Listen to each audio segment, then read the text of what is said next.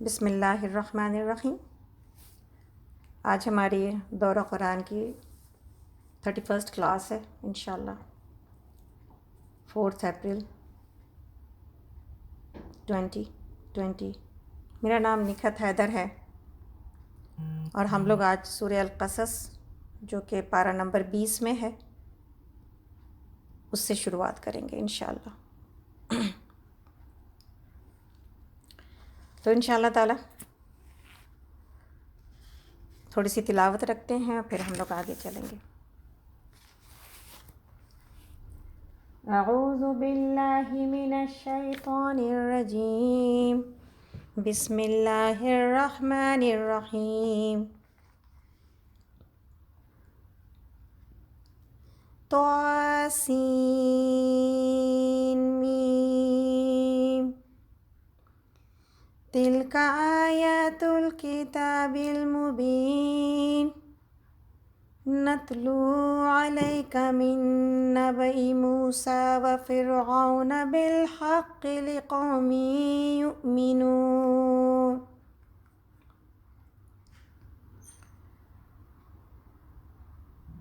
ان فرعون علا فی الارض وجعل اہلها شیعا یستضعف طائفة منهم یذبح ابناءهم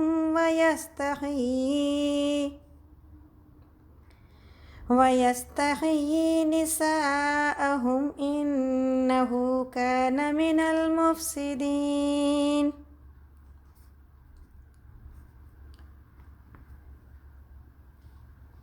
الحمد للہ رب العالمین، الرحمن الرحیم، مالک یوم الدین، ایاک نعبد و ایاک نستعین، اہدنا الصراط المستقیم، صراط الذین انعمت علیہم غیر المغضوب علیہم ولا الضالین، آمین۔ اللہم صلی علی محمد وعلی آل محمد کما صلیت علی ابراہیم وعلی آل ابراہیم انک حمید مجید۔ اللہم بارک علی محمد وعلی آل محمد کما بارکت علی ابراہیم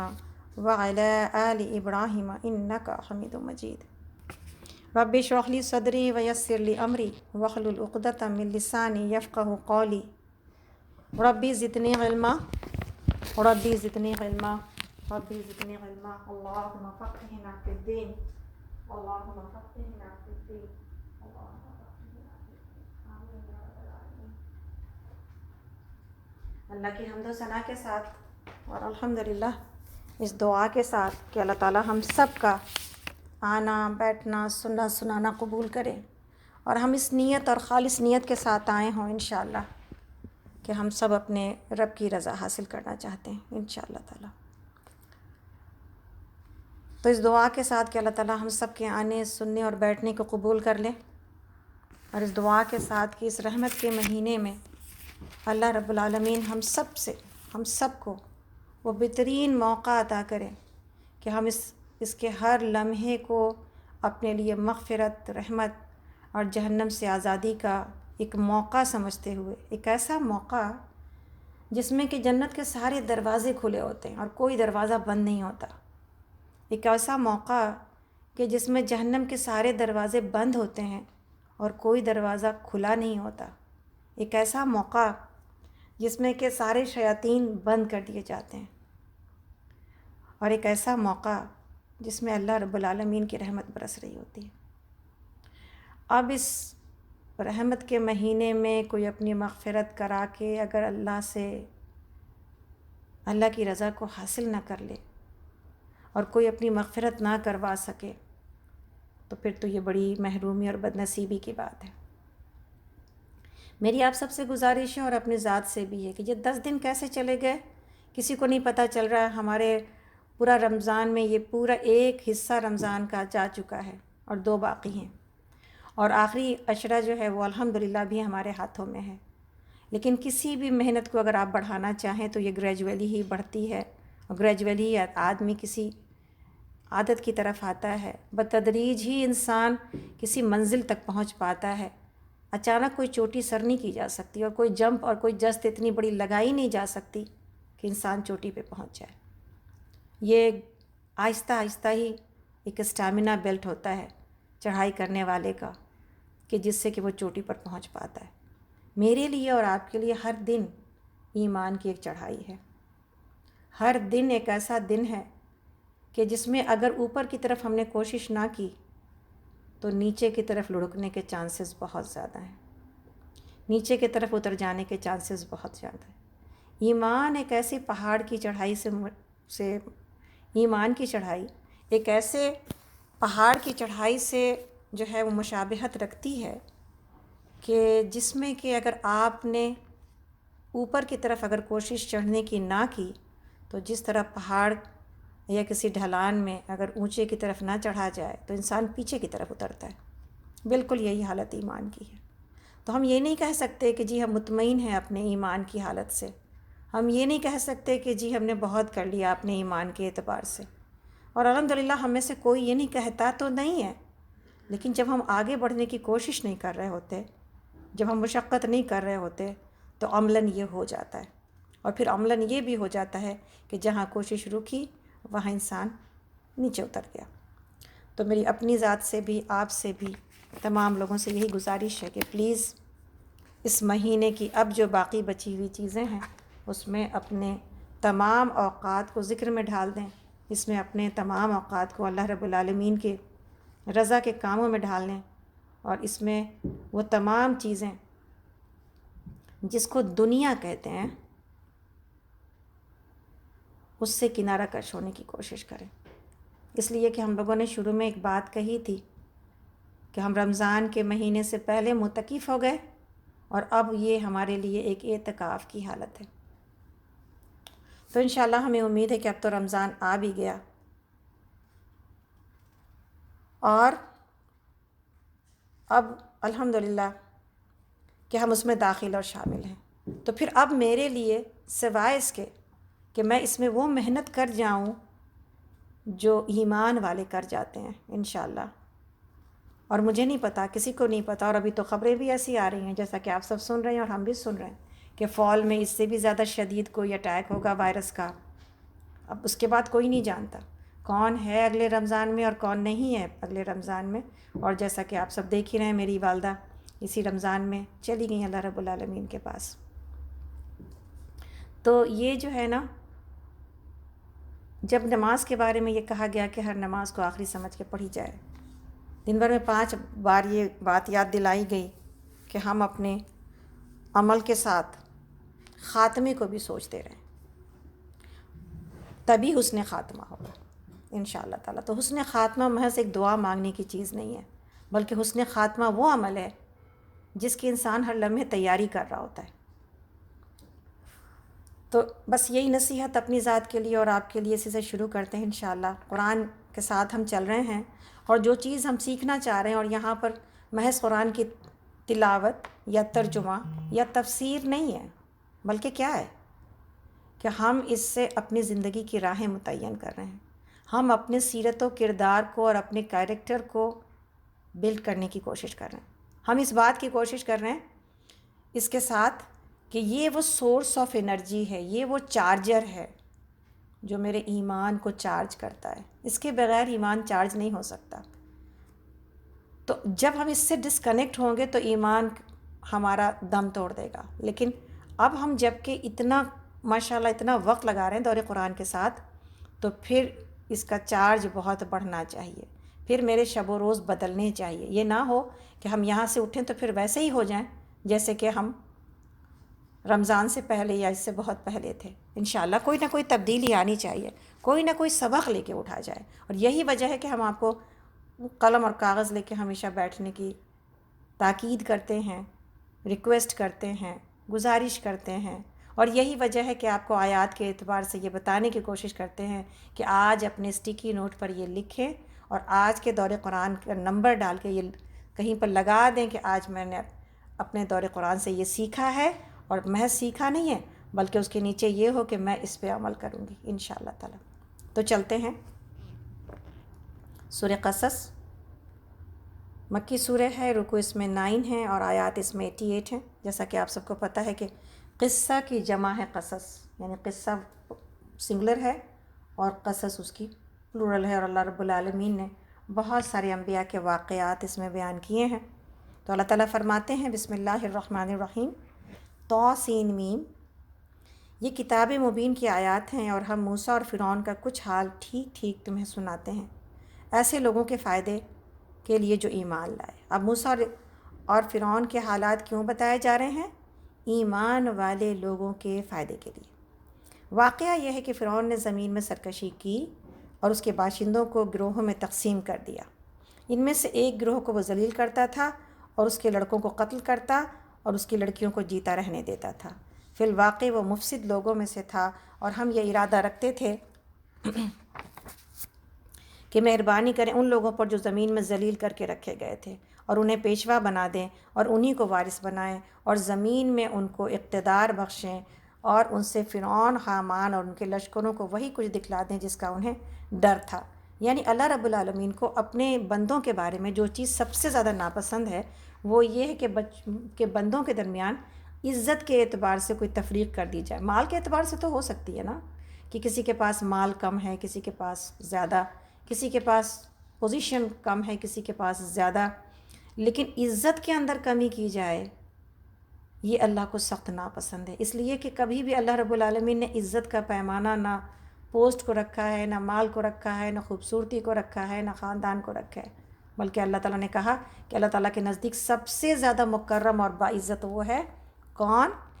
جو سب سے زیادہ اللہ کا تقویٰ کرنے والا ہے۔ تو بس انسان اس حیثیت سے سارے برابر ہیں، اور اس حیثیت سے جو اللہ کے پاس جو چیز حاصل کرنے کی ضرورت ہے وہ یہ ہے کہ ہم یہ نہ سوچیں کہ دنیا میں پوزیشن ملی ہے تو اللہ کے پاس بھی یہی پوزیشن ہوگی ہماری، ہے نا۔ دنیا میں بہت کچھ ملا ہوا ہے تو اللہ کے پاس بھی ایسے ہی باعزت اور جانے اور مانے ہوں گے، نہیں نا۔ اللہ کے پاس اس بات سے انسان کی عزت بڑھتی ہے کہ ایک اللہ کتنا گاڈ کانشسنس رکھتا ہے اپنے اندر، کتنا اللہ کی فکر اور کتنا اللہ کا تقویٰ رکھتا ہے، اور کتنا اللہ کی نافرمانی سے اپنے آپ کو بچانے کی کوشش کر رہا ہوتا ہے، اور کتنا اللہ کی خوشی میں دوڑ دوڑ کے کام کر رہا ہوتا ہے۔ بس یہی صفت ہے، یہی سیرت پیدا کرنی ہے آپ کو اور ہم کو اپنے اندر۔ ایک بار یہ پیدا ہو جائے نا، یہ سیرت خود آپ کو راستے بتاتی ہے کہ کیا کرنا چاہیے اور کیا کرنا چاہیے، کیا نہیں کرنا چاہیے۔ اس اولاد کی طرح جو ایک دفعہ ماں باپ کی فکر کے اندر اس کی پسند اور ناپسند کو پہچان جاتا ہے، پھر ماں باپ کو ہر بات بتانے کی ضرورت نہیں پڑتی ہر دفعہ کہ یہ چیز ہم کو پسند نہیں اور یہ چیز ہمیں پسند ہے۔ اس کو پتہ ہے کہ کیا چیز میرے والدین کو، میری ماں کو، میرے والد کو پسند ہے، کیا چیز ہے جو مجھے کرنا چاہیے ان کو خوش کرنے کے لیے، کیا چیز ہے جس سے مجھے رکنا چاہیے جس سے ان کو تکلیف ہوتی ہے۔ بالکل یہی چیز ہے، ہمیں وہاں تک پہنچنا ہے کہ میرے دل کی روشنی، اللہ سے میرے دل کے اندر کی محبت، وہ نور مجھے وہ راستے بتائے کہ میرا راستہ کون سا ہے، وہ راستے دکھائے جہاں مجھے نہیں جانا چاہیے، وہ راستے روشن کر دے جہاں پہ مجھے موجود ہونا چاہیے انشاءاللہ تعالیٰ۔ تو اللہ تعالیٰ نے کہا کہ اللہ تعالیٰ کو یہ سب سے زیادہ یہ بات ناپسند تھی، جیسا کہ فرعون کے قصے میں ہم جانتے ہیں کہ بنی اسرائیل کے ساتھ جو صورتحال تھی وہ کس درجے کی شدید تھی، اور کتنی تکلیف دہ زندگی بنی اسرائیل فرعون کی حکومت میں جی رہے تھے، اور اس نے انسانوں کو کس طرح جانوروں سے بدتر بنا ڈالا تھا۔ تو اللہ تعالیٰ فرماتے ہیں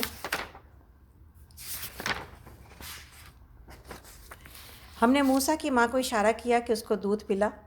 ہم اس وقت سورۃ القصص کی آیت نمبر 7 پر ہیں۔ اور جب تجھے اس کی جان کا خطرہ ہو تو اسے دریا میں ڈال دے، کچھ خوف اور غم نہ کر، ہم اسے تیرے ہی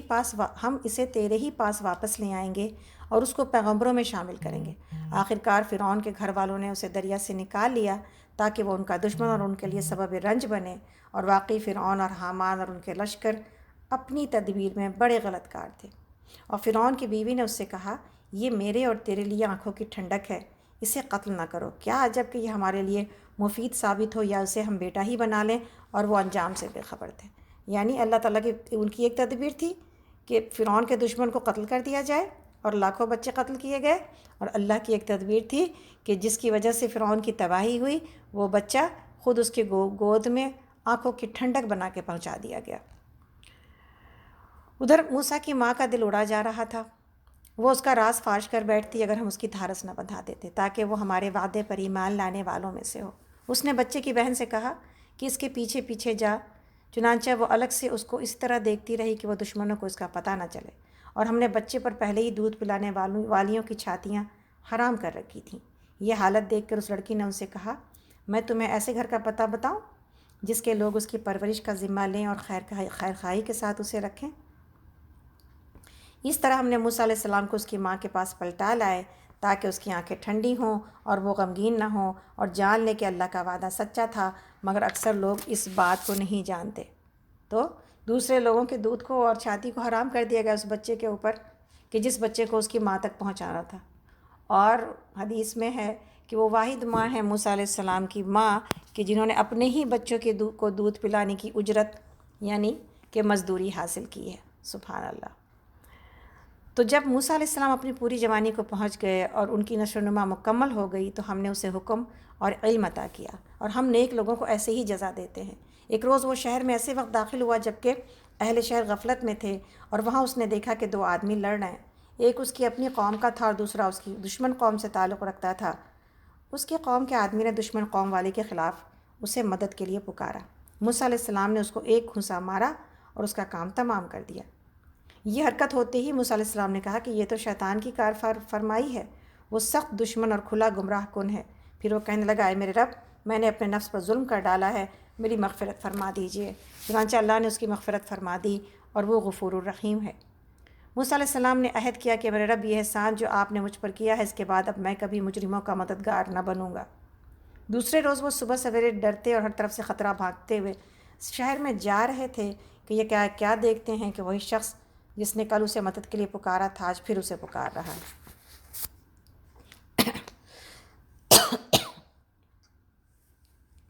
تو موسیٰ علیہ السلام نے کہا کہ تو بڑا ہی بہکا ہوا آدمی ہے۔ پھر جب موسیٰ علیہ السلام نے ارادہ کیا کہ دشمن قوم کے آدمی پر حملہ کرے تو وہ پکار اٹھا کہ اے موسیٰ، کیا آج تو مجھے اسی طرح قتل کرنے لگا ہے جس طرح کل ایک شخص کو قتل کر چکا ہے؟ تو اس ملک میں جبار بن کر رہنا چاہتا ہے، اصلاح کرنا نہیں چاہتا؟ اس کے بعد ایک آدمی شہر کے پرلے سرے سے یعنی کنارے سے دوڑتا ہوا آیا اور بولا کہ موسیٰ، سرداروں میں آپ کے قتل کے مشورے ہو رہے ہیں، یہاں سے نکل جائیے اور میں آپ کا خیر خواہ ہوں۔ یہ سنتے ہی موسیٰ ڈرتے ہوئے اور سہمتے ہوئے نکل کھڑے ہوئے اور انہوں نے دعا کی کہ اے میرے رب، مجھے ظالموں سے بچا۔ مصر سے نکل کر جب موسیٰ علیہ السلام نے مدین کا رخ کیا تو انہوں نے کہا کہ امید ہے کہ میرا رب مجھے ٹھیک راستے پر ڈال دے گا۔ اور جب وہ مدین کے کنویں پر پہنچے تو انہوں نے دیکھا کہ بہت سے لوگ اپنے جانوروں کو پانی پلا رہے ہیں اور ان سے الگ ایک طرف 2 عورتیں اپنے جانوروں کو روک رہی ہیں۔ موسیٰ علیہ السلام نے ان عورتوں سے پوچھا، آپ کو کیا پریشانی ہے؟ انہوں نے کہا، ہم اپنے جانوروں کو پانی نہیں پلا سکتی جب تک یہ چرواہے اپنے جانور نہ نکال لے جائیں، اور ہمارے والد ایک بہت بوڑھے آدمی ہیں۔ یہ سن کر موسیٰ علیہ السلام نے ان کے جانوروں کو پانی پلا دیا اور پھر ایک سائے کی جگہ پر جا بیٹھے اور بولے کہ پروردگار، جو خیر بھی تو مجھ پر نازل کر دے، میں اس کا محتاج ہوں۔ کچھ دیر نہ گزری تھی کہ ان دونوں عورتوں میں سے ایک شرم و حیا کے ساتھ چلتی ہوئی اس کے پاس آئی اور کہنے لگی، میرے والد آپ کو بلا رہے ہیں تاکہ آپ نے ہمارے لیے جانوروں کو پانی جو پلایا ہے اس کا اجر آپ کو دیں۔ موسیٰ علیہ السلام جب اس کے پاس پہنچے اور اپنا سارا قصہ انہیں سنایا تو انہوں نے کہا کہ کچھ خوف نہ کرو، اب تم ظالم لوگوں سے بچ نکلے ہو۔ تو گویا کہ یہاں پر اللہ رب العالمین نے یہ بتایا کہ ایمان والا انسان اور مومن کے لیے کیا ہے کہ وہ بیکار کے کاموں میں، لغو چیز میں اپنا وقت اور اپنی انرجی ضائع نہیں کرتا۔ یعنی ایک انسان جس کا کام ہی جھگڑا کرنا ہے اور وہ بار بار ہر ایک سے اپنی لڑائی لڑ لیتا ہے، بجائے اس کے کہ وہ ایک ایسی قوم سے تعلق رکھتا ہے کہ جس میں اگر اس نے فتنہ پیدا کیا تو اس کی قوم کو مزید خطرے کا اندیشہ موجود ہے نا۔ جیسے کہ ابھی مثلاً آج کے دور میں اگر آپ دیکھیں کہ اگر انڈیا میں مسلمانوں کے ساتھ معاملات یہ ہیں کہ ان کی ہر چیز پر نظر رکھی جا رہی ہے یا ان کو دشمن بنا کے چھوڑ دیا گیا ہے، اب اس وقت ایک سیکنڈ کیٹیگری کے سٹیزن ہونے کی وجہ سے اگر مسلمان وہاں پر پھر بھی محتاط نہ رہیں اور غلطیاں کریں اور پھر ان کو دعوت دیں کہ آ بیل مجھے مار، تو پھر تو یہی بات ہو جائے گی کہ گویا کہ انسان خود اپنی مصیبت اپنا جو ہے وہ نقصان خود چاہ رہا ہے۔ تو ایسے ماحول میں رہنے کا طریقہ کیا ہوتا ہے کہ پھونک پھونک کر قدم رکھا جائے۔ بچا جائے۔ ہم یہ نہیں کہہ سکتے کہ آپ نے جو کیا ہے تو آپ اپنی بات کیوں نہیں کہتے اور ہماری بات کیوں کرتے ہیں، یعنی مسلمان کرے تو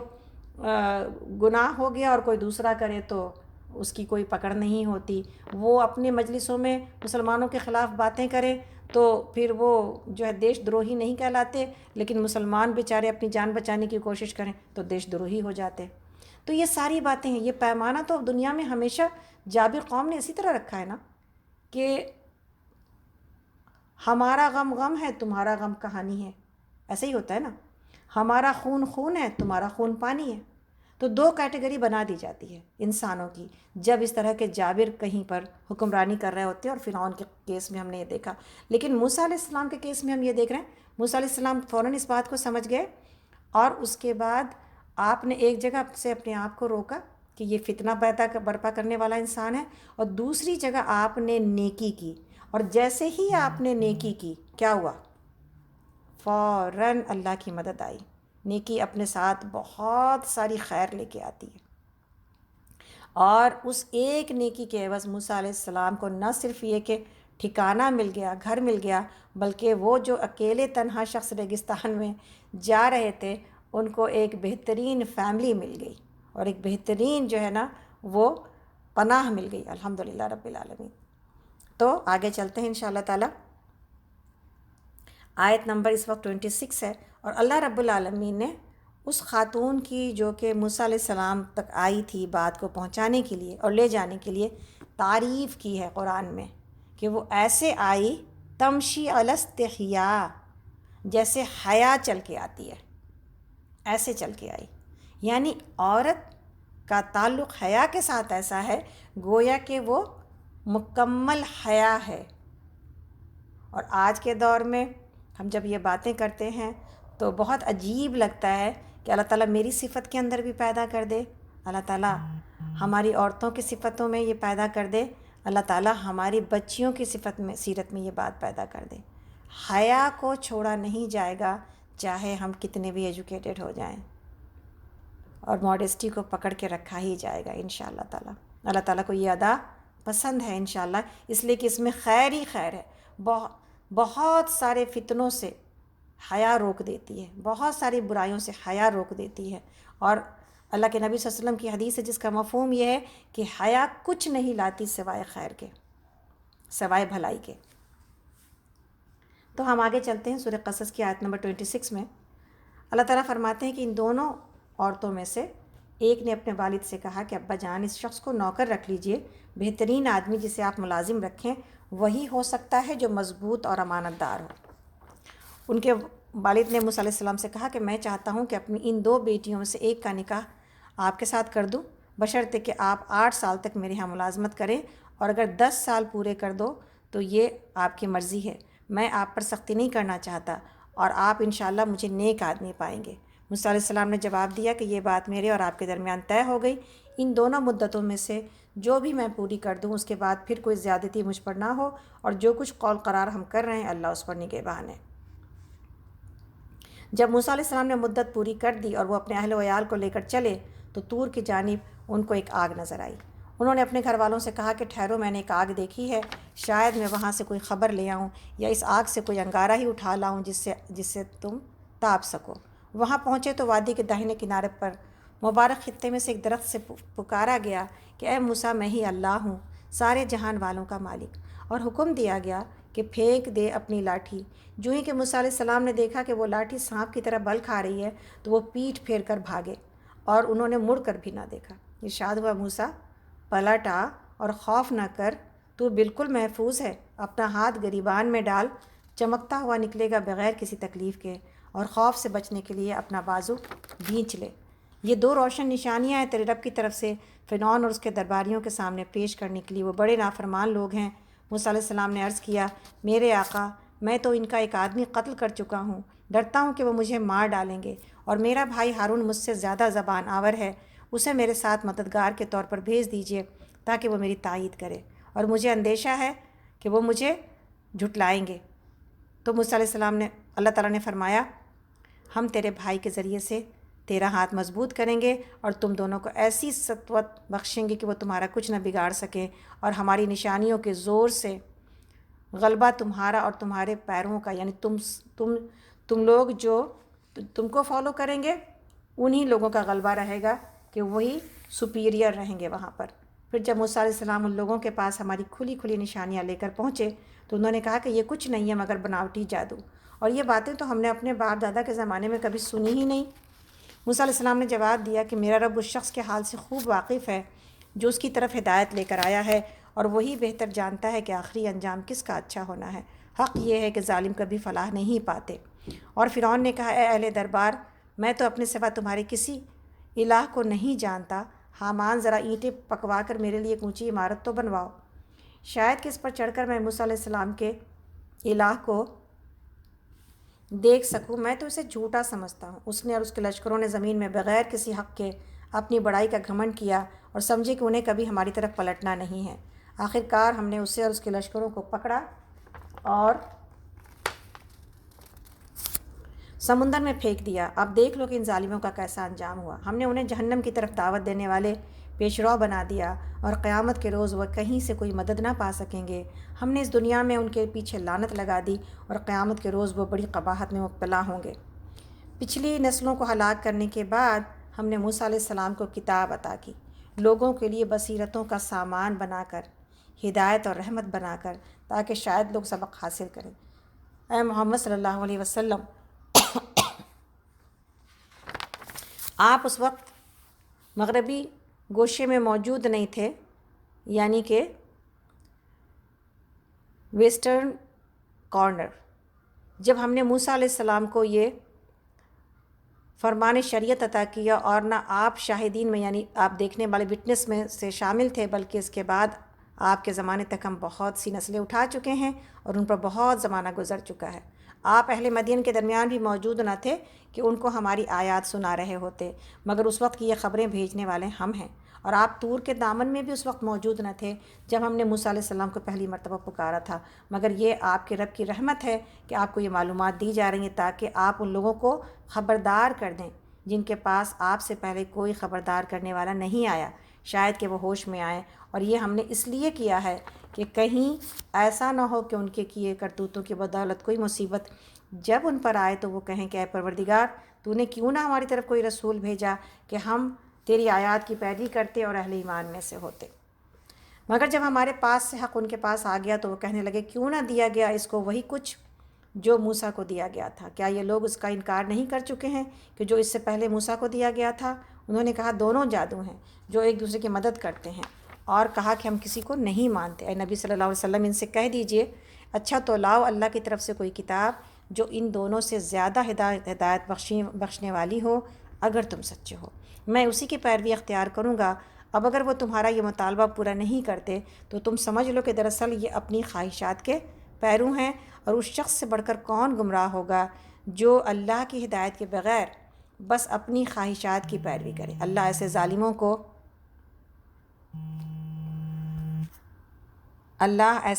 کو ہرگز ہدایت نہیں بخشتا، اور نصیحت کی بات لگاتار ہم انہیں پہنچا چکے ہیں تاکہ وہ غفلت سے بیدار ہوں۔ یعنی اللہ رب العالمین نے کیا کہا کہ اللہ تعالیٰ تو اپنے بندوں کے اوپر اتنے مہربان ہیں کہ یہ نصیحت کی کتاب، ہدایت کی کتاب تو پہلے بھی لوگوں کے اوپر، قوموں کے اوپر وہ بھیجتا رہا ہے، اور اب اس امت کے اوپر بھی یہ کتاب آ گئی ہے، جبکہ یہ قرآن کی شکل میں۔ تو ایک ہی منٹ دیجیے گا، انشاءاللہ ہم پتہ کریں۔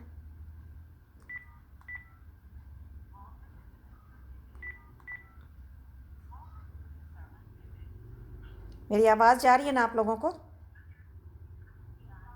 آ رہی ہے، الحمدللہ، ٹھیک ہے۔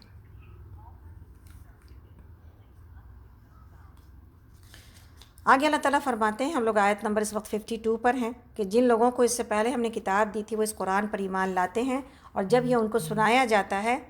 تو کہتے ہیں کہ ہم اس پر ایمان لائے، یہ واقعی حق ہے ہمارے رب کی طرف سے، ہم تو پہلے ہی سے مسلم ہیں۔ یہ وہ لوگ ہیں جنہیں ان کا اجر دو بار دیا جائے گا، اس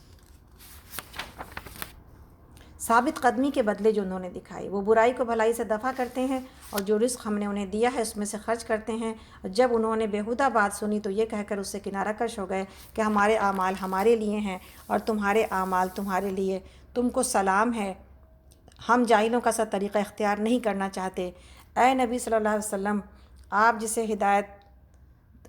جسے چاہیں ہدایت نہیں دے سکتے، مگر اللہ جسے چاہتا ہے ہدایت دیتا ہے، وہ ان لوگوں کو خوب جانتا ہے جو ہدایت قبول کرنے والے ہیں۔ یعنی یہاں پہ یہ بات بتائی جا رہی ہے کہ جو کوئی پہلی کتاب کے اہل کتاب میں سے ہوں گے اور نبی صلی اللہ علیہ وسلم کے اوپر بھی بعد میں آنے والے رسول پر بھی اگر ایمان لائیں گے، ان کو دوہرا اجر دیا جاتا ہے۔ یہودی علماء میں سے عبداللہ بن سلام رضی اللہ عنہ، یہ یہودی عالم تھے، اور بھی کچھ دوسرے لوگ تھے جو کہ ایمان لے آئے۔ ان سب کے لیے دوہرا اجر تھا کہ پہلے ان کا ایمان ایک کتاب کے اوپر تھا، ایک آسمانی دین کے اوپر تھا، اور پھر دوسرے دین کے اوپر بھی وہ ایمان لے کے آئے، اور اللہ کے نبی صلی اللہ علیہ وسلم کو ان کی تمام نشانیوں سے پہچان کر آپ نے ان پر لبیک کہا۔ اور یہاں پر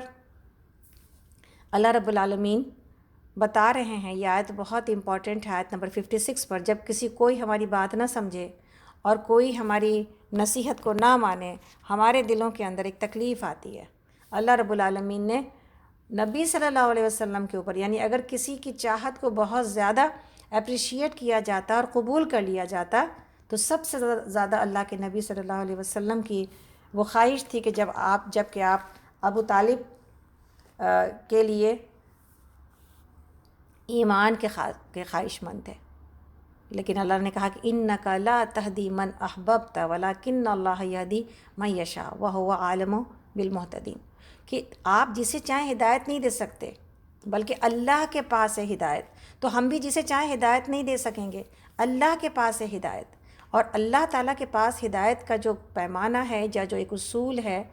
یا جو ایک طریقہ ہے وہ کیا ہے کہ اللہ تعالیٰ کہتے ہیں کہ وہ ان لوگوں کو خوب جانتا ہے جو ہدایت قبول کرنے والے ہیں، یعنی دل اللہ کو پتہ ہوتے ہیں کہ کون سے دل جو ہے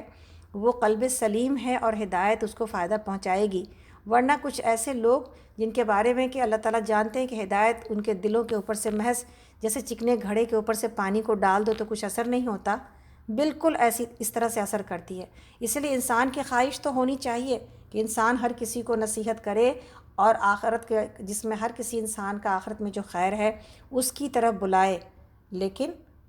جب وہ اس کو پائے کہ اس کا فائدہ نہیں دکھائی دیتا تو پھر اللہ کے اس رضا کے اوپر راضی ہو جائے، اپنی کوشش جاری رکھے اور اللہ سے دعائیں کرتا چلا جائے۔ اور آپ جانتے ہیں کہ ہم لوگ ابو طالب کے بارے میں ہم یہ بات جانتے ہیں کہ نبی صلی اللہ علیہ وسلم آخری وقت تک، موت کا جب وقت قریب آیا ابو طالب کے، تو آخری وقت تک اسلام کی دعوت دینا چاہیے، اور جب انتقال کے وقت آئے آپ تو ابو جہل اور عبداللہ بن ابی اور یہ سب کچھ سارے مشرکین ان کے پاس بیٹھے ہوئے تھے، تو آپ نے فرمایا کہ لا الہ الا اللہ کہہ دیجئے، اس کی وجہ سے میں اللہ کے پاس آپ کے سفارشی بن جاؤں گا۔ تو ابو جہل نے کیا کہا؟ ابو جہل نے کہا، اور عبداللہ کہنے لگے ابو طالب کیا تو اپنے باپ عبد المطلب کے مذہب سے پھر جائے گا؟ اب معاملہ یہ ہوا کہ نبی صلی اللہ علیہ وسلم سمجھاتے جاتے اور دونوں روکتے رہتے، یہاں تک کہ آخری کلمہ ان کی زبان سے یہی نکلا کہ میں یہ کلمہ نہیں پڑھتا اور میں عبد المطلب کے مذہب پر ہوں۔ آپ نے فرمایا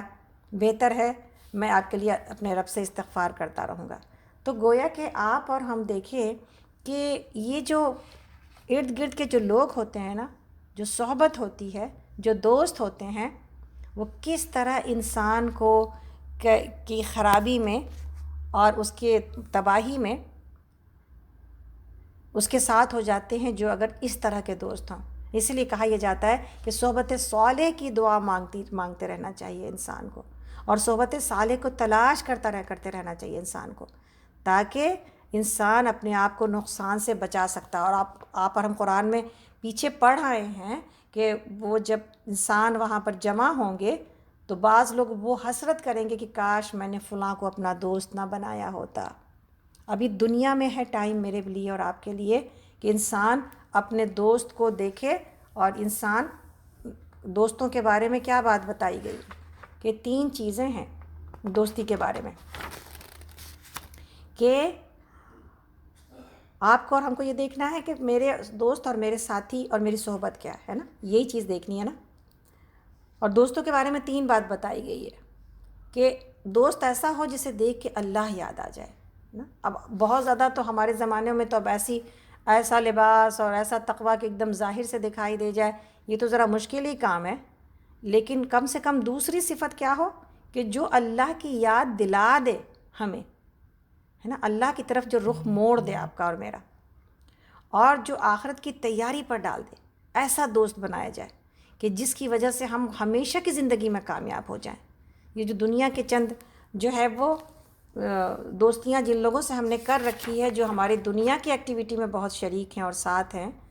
لیکن کچھ دوست اور ایسے دوست ہونے چاہیے، بلکہ ایسے ہی دوست ہونے چاہیے جو آخرت کی تیاری پر ہمیں ڈال دیں انشاءاللہ تعالی. تو اللہ تعالیٰ فرماتے ہیں آگے، ہم لوگ اس وقت آیت نمبر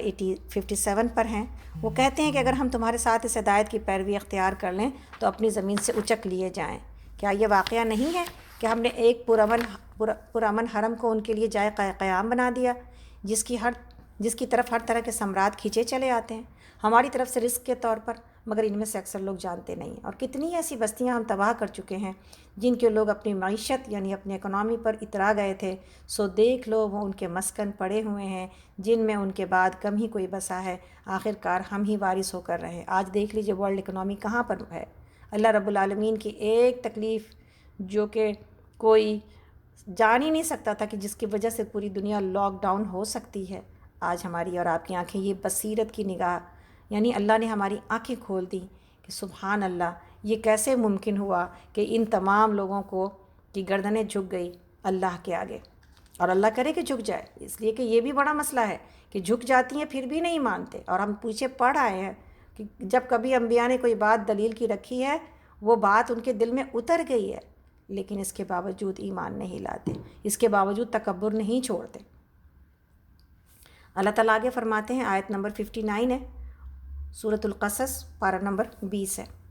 اور آپ کا رب بستیوں کو ہلاک کرنے والا نہ تھا جب تک کہ ان کے مرکز میں رسول نہ بھیج دیتا جو ان کو ہماری آیات سناتا، اور ہم بستیوں کو ہلاک کرنے والے نہ تھے جب تک کہ ان کے رہنے والے ظالم نہ ہو جاتے. تو تم لوگوں کو جو کچھ بھی دیا گیا ہے وہ محض دنیا کی زندگی کا سامان اور اس کی زینت ہے، اور جو کچھ اللہ کے پاس ہے وہ اس سے بہتر اور باقی تر ہے. کیا تم لوگ عقل سے کام نہیں لیتے؟ میرے لیے، آپ کے لیے کتنا بڑا لیسن ہے کہ یہ جو کچھ میرے پاس ہے بس دنیا کی زینت ہے، اور جو کچھ اللہ کے پاس ہے وہ بہتر اور باقی تر ہے. کیا تم لوگ عقل سے کام نہیں لیتے؟ بھلا وہ شخص جس سے ہم نے اچھا وعدہ کیا ہو اور وہ اسے پانے والا بھی ہو، کبھی اس شخص کی طرح ہو سکتا ہے جسے ہم نے صرف حیات دنیا کا سر و سامان دے دیا ہو اور پھر قیامت کے روز سزا کے لیے پیش کیا جانے والا ہو؟ کسی ایسے انسان پر جب میری اور آپ کی نظر پڑے نا، جس کو دنیا بہت ملی ہوئی ہے، تو پھر یہ دیکھیں کہ ایمان پہلے تو ہے کہ نہیں موجود. اور موسٹلی ایسے ہی لوگ موجود ہیں، بلینائرس دنیا کے 1 to 10 جو ہے ریچسٹ لوگوں میں کون لوگ موجود ہیں آپ دیکھیں. تو پھر کبھی بھی رشک نہیں کرنا چاہیے بلکہ افسوس کرنا چاہیے. دنیا اتنی ملی ہے لیکن افسوس کہ آخرت نہ مل سکی. اور پھر اپنی حالت پہ غور کریں کہ میری حالت دنیا کے مقابلے میں اگر کم تر ہے کہیں پر، تو اللہ کا شکر ہے کہ اگر ایمان ملا ہوا ہے تو ایمان کو بڑھانے کی فکر اور ایمان کو زیادہ سے زیادہ پا لینا، یہ دنیا کو کہیں زیادہ سے زیادہ پا لینے سے 1000 درجے، لاکھ، کروڑ درجے بہتر ہے انشاءاللہ تعالیٰ. تو یہ کیسے ہوتا ہے؟ یہ ایک دن کا معاملہ نہیں ہوتا، بلکہ یہ 24 گھنٹے کی ایک تربیت ہے، ایک ٹریننگ ہے، ایک فکر ہے کہ انسان اس میں اپنے دن کے اوقات میں دنیا کے کاموں سے اپنے آپ کو بچا کے، اپنی بیکار کی مصروفیتوں سے اپنے آپ کو بچا کر آخرت میں کام آنے والے کام کرتا چلا جائے. آگے اللہ تعالیٰ کہتے ہیں، آیت نمبر 62 ہے، اور بھول نہ جائیں یہ لوگ اس دن کو جب کہ ان کو پکارے گا، اور وہ ان کو پکارے گا اور پوچھے گا کہاں ہیں میرے وہ شریک جن کا تم گمان رکھتے تھے. یہ قول جن پر چسپاں ہوگا وہ کہیں گے، یعنی وہ لوگ جن کو پکارا جائے گا وہ کیا کہیں گے؟ اے ہمارے رب، بے شک یہی لوگ ہیں جن کو ہم نے گمراہ کیا تھا، انہیں ہم نے اسی طرح گمراہ کیا جس طرح ہم خود گمراہ ہوئے. ہم آپ کے سامنے برات کا اظہار کرتے ہیں، یہ ہماری تو بندگی نہیں کرتے تھے. پھر ان سے کہا جائے گا پکارو اب اپنے ٹھہرائے ہوئے شریکوں کو. یہ انہیں پکاریں گے مگر وہ ان کو کوئی جواب نہ دیں گے، اور یہ لوگ عذاب دیکھ لیں گے. کاش یہ ہدایت اختیار کرنے والے ہوتے. اور وہ دن جب کہ وہ ان کو پکارے گا اور پوچھے گا کہ جو رسول بھیجے گئے تھے انہیں تم نے کیا جواب دیا تھا، اس وقت کوئی جواب ان کو نہ سوجھے گا اور نہ یہ آپس میں ایک دوسرے سے پوچھ ہی سکیں گے۔ البتہ جس نے آج توبہ کر لی اور ایمان لے آیا اور نیک عمل کیے، وہی تو یہ توقع کر سکتا ہے کہ وہاں فلاح پانے والوں میں سے ہوگا۔ آپ کا رب پیدا کرتا ہے جو کچھ چاہتا ہے، اور وہ خود ہی اپنے کام کے لیے جسے چاہتا ہے منتخب کر لیتا ہے۔ یہ انتخاب ان لوگوں کے کرنے کا کام نہیں ہے، یہ انتخاب ان لوگوں کے کرنے کا کام نہیں ہے۔ اللہ پاک ہے اور بہت بالا برتر ہے اس شرک سے جو یہ لوگ کرتے ہیں۔ آپ کا رب جانتا ہے جو کچھ یہ دلوں میں چھپائے ہوئے ہیں، اور جو کچھ یہ ظاہر کرتے ہیں وہی ایک اللہ ہے جس کے سوا کوئی عبادت کا مستحق نہیں۔ اسی کے لیے حمد ہے دنیا میں بھی اور آخرت میں بھی، فرما روائی اسی کی ہے اور اسی کی طرف تم سب پلٹائے جانے والے ہو۔ اے نبی صلی اللہ علیہ وسلم ان سے کہیے، کبھی تم لوگوں نے غور کیا کہ اللہ قیامت تک تم پر ہمیشہ کے لیے رات طاری کر دے تو اللہ کے سوا وہ کون سا معبود ہے جو تمہیں روشنی لا دے؟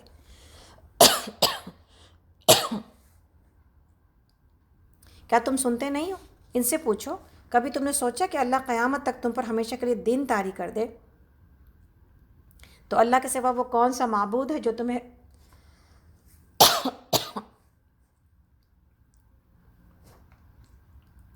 رات لا دے تاکہ تم اس میں سکون حاصل کر سکو؟ کیا تم کو سوچتا نہیں؟ یہ اسی کی رحمت ہے کہ اس نے تمہارے لیے رات اور دن بنائے تاکہ تم رات میں سکون حاصل کرو اور دن کو اپنے رب کا فضل تلاش کرو، شاید کہ تم شکر گزار بنو۔ یعنی شکر گزاری کے لیے اللہ رب العالمین نے اپنی چھوٹی سی ایک نشانی بتائی ہے تو بہت بڑی نشانی، ہم نے چھوٹا لفظ اس لیے استعمال کیا کہ چونکہ دن کے بعد رات آتا ہی ہے، رات آتی ہی ہے اور رات کے بعد دن آتا ہی ہے، تو ہمارے لیے کوئی اس کے اندر نشانی موجود نہیں ہے، تو ہمارے ذہنوں کے لیے یہ نشانی چھوٹی سی ہے، اس لیے کہ فار گرانٹیڈ لیتے ہیں کہ دن کے بعد رات کو آنا ہی ہے اور رات کے بعد دن کو آنا ہی ہے۔ لیکن اللہ رب العالمین نے کہا اگر ہمیشہ کے لیے طاری کر دیا جائے تو کیا تم اپنے لیے دن نکال کے لا سکتے ہو؟ تو یہ باتیں جو ہم میں سے، میرے اندر اور آپ کے اندر ایک شکر کا مزاج پیدا کرتی ہے کہ دن کے صبح میں انسان اللہ کا شکر ادا کرے۔ آپ دیکھیں نا، فجر کی نماز کیا کر رہی ہوتی ہے؟ صبح کا شکر ہے، اور مغرب کی نماز رات کے آنے کا شکر ہے کہ شکر ہے ہمارے لیے ایک سکون کا وقت۔ اور ابھی بھی کیا، یہ تو قرآن کی آیات ہے، لیکن کیا دنیا میں ابھی بھی ایسی جگہ موجود نہیں ہے؟ ناروے میں ایسی جگہ موجود ہے جہاں 2 مہینے دن رہتے ہیں اور 2 مہینے راتیں۔ تو پھر اللہ رب العالمین اگر میرے لیے یہ روشنی اور رات کا ایک امتزاج رکھا ہے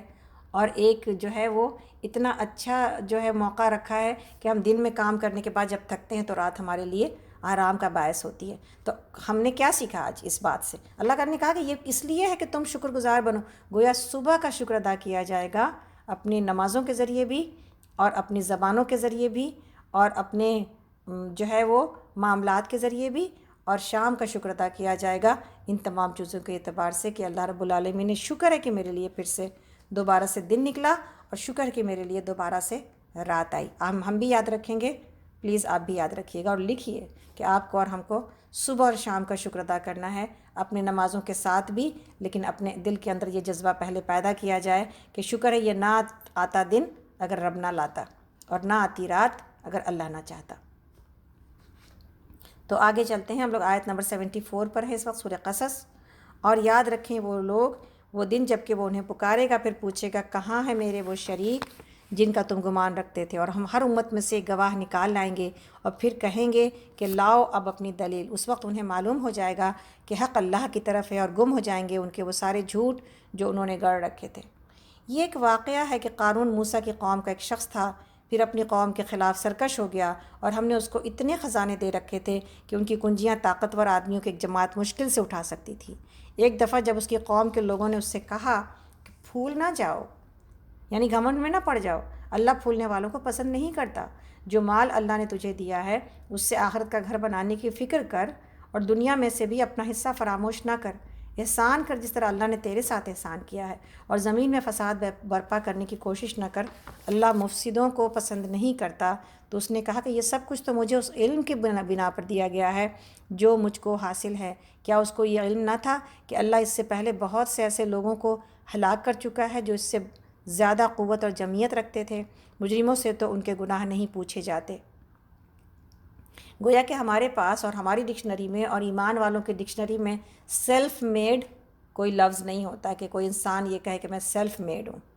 سیلف میڈ کے پیچھے بھی اگر اللہ کی رحمت اور اس کی دی ہوئی قابلیتیں کام نہ کریں تو کون ہے جو یہ کہہ سکتا ہے کہ میں نے سب کچھ میرے اپنی قوت بازو سے جو ہے وہ بنایا ہے؟ تو یہ کافروں کا کلمہ ہے، یہ اللہ والوں کا کلمہ نہیں ہے۔ اور دنیا کے ہر ایک نعمت، ہر ایک قابلیت، ہر وہ اسکل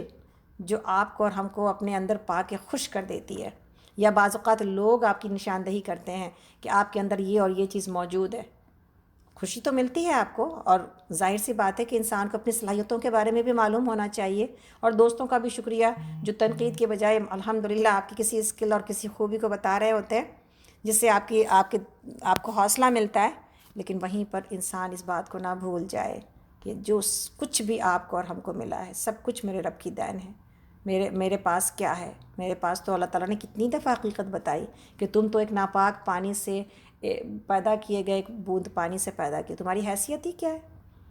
اور تمہاری حیثیت ہی کیا ہے جب کہ تم پھر دوبارہ ایک ایسی عمر کو پہنچا دیے جاتے ہو کہ ساری چیزیں جاننے کے بعد انسان سب کچھ بھول جاتا ہے۔ ابھی اپنی امی کے بارے میں جب ابھی بہنوں سے بھائیوں سے باتیں ہو رہی ہیں تو ڈیمنشیا کی بات ہو رہی ہے، اور ہم امی سے جب بھی ہم روئے، جب آپ کو یہ کہا کہ امی جب بھی کسی کو دیکھتی تھیں، جب بھی میرا ویڈیو دیکھتی تھیں تو کہتی تھی تم کب آؤ گی، تم کہاں ہو، تم کب آؤ گی؟ تو کل ہم باجی سے بات کر رہے تھے تو باجی کہہ رہی تھیں کہ سب کو یہی کہتی تھی نا، یہ بات نہیں تھی کہ ہم ایک دور تھے تو بس اس وجہ سے کہتی تھیں،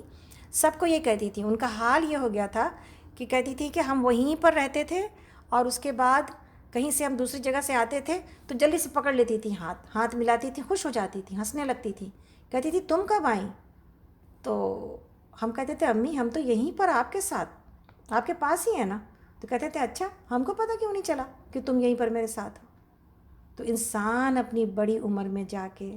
کیسا ہو جاتا ہے، اتنا قابل، ایک گاؤں چلانے والی خاتون، پورا ایک اتنی دنیا سنبھالنے والی، کاروبار سنبھالنے والی، ہر چیز کو دیکھنے والی میری امی بہت قابل تھی ماشاءاللہ۔ میرے نانا بہت بڑے وکیل تھے اور میری نانی اتنی بڑی حکمت والی تھیں کہ 4 گاؤں کے لوگ اور ایون ہندو بھی آ کے اپنے فیصلے گاؤں سے باہر نہیں لے جاتے تھے۔ فاطمہ بی بی میری نانی کا نام تھا کہ فاطمہ بی بی سے ہم کو جو ہے وہ فیصلہ کروانا ہے، اور جب فاطمہ بی بی کہہ دیتی ہیں، اور فاطمہ بی بی کیسے فیصلہ کرتی؟ فاطمہ بی بی ایک دروازے کے اوٹ میں بیٹھتی اور سارے بڑے بڑے ہندو ہاتھی کے اوپر چڑھ کے آتے، اور سامنے جو ہمارا گاؤں میں جو نانا کا مکان تھا وہاں پر جو ہے وہ سارے لوگ بیٹھتے، اور پھر امی کہتی ہیں بچپن میں ہم نے دیکھا ہے کہ بڑے بڑے ہاتھی کے کان ایسے جھوم رہے ہوتے، ہاتھی سب بیٹھے ہوئے کان جھلا رہے ہوتے، اور کہتی ہیں کہ ہم یہ نظارہ دیکھ رہے ہوتے، اور میری امی دروازے کے اوٹ میں بیٹھی ہوتی، اور ایک ان کا ترجمان دروازے کے باہر بیٹھا ہوتا، کوئی ان کی فیملی کا مرد، اور پھر وہ سارے واقعے وہ خود اپنے کانوں سے سنتی، اور پھر جو فیصلے دیتی پھر وہ ترجمان آگے بتاتا، اور سارے ہندو ایسے سر جھکا لیتے، مسلمان تو مسلمان، ہندو سر جھکا لیتے، کہتے فاطمہ بی بی نے کہہ دیا بس اب ختم ہو گیا، اب ساری لڑائی ختم، اب جو ان کا فیصلہ ہے سب کو ماننا ہے۔ تو الحمدللہ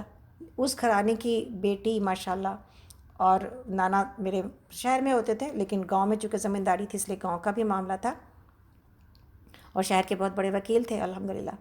تو یہ سب کچھ امی کو ملا فیملی سے، اور اب جب ہم امی کے بچپنے جیسی باتیں، باجی کہتی ہیں ایک دم بچے کی جیسی باتیں، کبھی عقل کی کرتی، کبھی بالکل بچپنے کے جیسی کرتی۔ تو یہ سب کچھ انسان جب اپنی ابتدا دیکھ لے اور اپنی انتہا دیکھ لے، کس بات کا گھمنڈ ہوگا آپ کو اور ہم کو؟ اور کوئی نہیں جانتا آپ میں اور ہم میں سے کون کس طرح جانے والا ہے۔ کوئی یہ نہ سمجھے کہ میں قابل ہی پیدا ہوئی اور میں قابل ہی چلی جاؤں گی، بلکہ اللہ سے مانگے کہ اللہ جیسا تو نے مجھے قابلیت عطا کی، اے اللہ مجھے آخری عمر تک ہوش و حواس اور ایسی زندگی دے، اس لیے کہ دماغ سب کچھ ہے، ایک بار انسان کے پاس سے یہ ختم ہو جائے تو صحت ہوتی بھی ہے نا تو انسان بالکل بیکار ہو جاتا ہے، بے وزن ہو جاتا ہے، اور ہمارے ہی بچے ہمارے اوپر ہنستے ہیں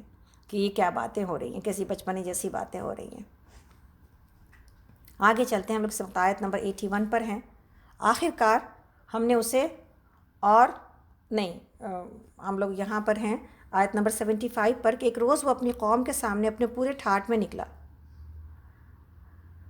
تو جو لوگ حیات دنیا کے طالب تھے اسے دیکھ کر کہنے لگے کاش ہمیں بھی وہی کچھ ملتا جو قارون کو دیا گیا ہے، یہ تو بڑا نصیبے والا ہے۔ مگر جو لوگ علم رکھنے والے تھے وہ کہنے لگے افسوس تمہارے حال پر، اللہ کا ثواب بہتر اس شخص کے لیے جو ایمان لائے اور نیک عمل کرے، اور یہ دولت نہیں ملتی مگر صبر کرنے والوں کو۔ آخرکار ہم نے اسے اور اس کے گھر کو زمین میں دھسا دیا، پھر کوئی اس کے حامیوں کا گروہ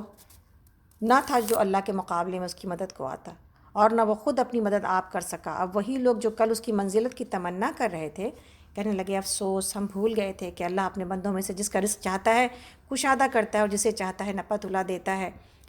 اگر اللہ نے ہم پر احسان نہ کیا ہوتا تو ہمیں بھی زمین میں دھنسا دیا جاتا۔ افسوس ہم کو یاد نہ رہا کہ کافر فلاح نہیں پاتے، اور وہ آخرت کا گھر تو ہم ان لوگوں کے لیے مخصوص کر دیں گے جو زمین میں اپنی بڑائی نہیں چاہتے اور نہ فساد کرنا چاہتے ہیں، اور انجام کی بھلائی متقین ہی کے لیے ہے۔ جو کوئی بھلائی لے کر آئے گا اس کے لیے اس سے بہتر بھلائی ہے، اور جو برائی لے کر آئے تو برائیاں کرنے والوں کو ویسا ہی بدلہ ملے گا جیسا وہ عمل کرتے تھے۔ تو یہاں پر بتایا جا رہا ہے کہ قارون کا واقعہ، اور قارون جو موسیٰ علیہ السلام کے چچا کا لڑکا تھا جیسا کہ پتہ چلتی ہے باتیں، اور اس کو اللہ نے بہت مال دیا تھا، مگر مال پانے کے بعد بھی معاملہ کیا تھا کہ باوجود اس کے کہ وہ بنی اسرائیل میں سے تھا اس نے کبھی اپنی قوم کی مدد نہیں کی، بلکہ اپنی جو ہے وہ مال کو سمیٹ کر رکھا، اور اتنا زیادہ مال تھا کہ اس کے بارے میں یہ ہے کہ اس کے خزانوں کی چابیاں بڑے جو ہے وہ طاقتور لوگ اٹھایا کرتے تھے۔ اس کے خزانوں کی چابیاں بڑے خچروں کے اوپر، گدھوں کے اوپر جو ہے وہ رکھی جاتی تھیں، اور اس طرح سے اس کا خزانہ جو ہے وہ اس درجے کا تھا۔ تکبر اللہ رب العالمین کو سب سے زیادہ ناپسند ہے۔ ایک حدیث میں ہے کہ نبی صلی اللہ علیہ وسلم نے فرمایا کہ ایک شخص اپنا تہمد لٹکائے فخر سے جا رہا تھا کہ اللہ نے زمین کو حکم دیا کہ اسے نگل جا۔ اور نوفل بن ماہق کہتے ہیں کہ نجران کی ایک مسجد میں نے ایک نوجوان کو دیکھا جو بڑا لمبا چوڑا، بھرپور جوانی کے نشے میں چور، گٹھے ہوئے بدن والا، باںکا ترچھا، اچھے رنگ روغن والا، خوبصورت شکیل۔ تو میں نگاہیں جما کر اس کے جمال اور کمال کو دیکھنے لگا۔ تو اس نے کہا کیا دیکھ رہے ہو؟ میں نے کہا آپ کے حسن و جمال کا مشاہدہ کر رہا ہوں اور تعجب معلوم ہو رہا ہے۔ اس نے جواب دیا کہ تو ہی کیا، خود اللہ تعالیٰ کو بھی تعجب ہے۔ نعوذ باللہ، تو ہی کیا، خود اللہ تعالیٰ کو بھی اس پر تعجب ہے۔ نوفل کہتے ہیں کہ اس کلمے کے کہتے ہی وہ گھٹنے لگا اور اس کا رنگ روپ اڑنے لگا اور قد جو ہے وہ چھوٹا ہونے لگا، یہاں تک کہ بے قدر ایک بالشت کا رہ گیا۔ آخر کار اس کا کوئی قریبی رشتہ دار اپنی آستین میں اس کو ڈال کر لے گیا۔ تو یہ تھا سارے کا سارا معاملہ کہ تکبر اللہ رب العالمین کو ناپسند ہے اور اسی وقت سزا مل جاتی ہے۔ اور قارون کے بارے میں یہ مشہور ہے کہ موسیٰ علیہ السلام جو ہے جب ایک دفعہ بنی اسرائیل میں خطبہ دینے کے لیے کھڑے ہوئے تو ایک عورت نے آ کے یہ کہا کہ یہ وہی شخص ہے، نعوذ باللہ، یعنی تہمت لگائی موسیٰ علیہ السلام کے اوپر، اور موسیٰ علیہ السلام اس تہمت کی وجہ سے کانپ اٹھے، اور آپ نے 2 رکعت نماز پڑھنے کے بعد اس عورت کی طرف توجہ کیا اور کہنے لگے کہ تجھے اس اللہ کی قسم جس نے سمندر میں سے راستہ دیا ہے تیری قوم کو، فرعون کے ظلم سے نجات دی ہے، اور بھی بہت سے احسانات کیے ہیں، تو جو سچا واقعہ ہے وہ بتا۔ یہ سن کر اس عورت کا رنگ بدل گیا اور اس نے صحیح واقعہ سب کے سامنے بیان کر دیا، اور اللہ نے اس نے استغفار کی اور سچے دل سے توبہ کر دی۔ تو پھر موسیٰ علیہ السلام سجدے میں گر گئے اور قارون کی سزا چاہی اللہ کی طرف سے۔ تو اللہ تعالیٰ نے کہا کہ میں نے زمین کو تیرے تابع کر دیا ہے۔ تو آپ نے سجدے سے سر اٹھایا اور زمین سے کہا کہ تو اسے اور اس کے محل کو نگل لے۔ اور دوسری جگہ پر یہ بھی ہے کہ موسیٰ علیہ السلام نے کہ زمین سے کہا کہ اے زمین اس کے لوگوں کو پکڑ لے، وہیں یہ لوگ اپنے قدموں تک زمین میں دھنس گئے، آپ نے فرمایا اور پکڑ لے۔ یہ اپنے گھٹنوں تک دھنس گئے، آپ نے فرمایا اور پکڑ، اور یہ مونڈوں تک زمین میں دھنس گئے، پھر فرمایا ان کے خزانے اور ان کے مال بھی یہیں لیا۔ اسی وقت ان کے کل خزانے اور تمام مال آ گئے اور انہوں نے اپنی آنکھوں سے ان سب کو دیکھ لیا۔ پھر آپ نے اپنے ہاتھ سے اشارہ کیا کہ ان کو ان کے خزانوں سمیت اپنے اندر کر لے۔ اسی وقت یہ سب غارت ہو گئے اور زمین جیسی تھی ویسی ہی ہو گئی، یعنی سب زمین کے اندر چلے گئے اور زمین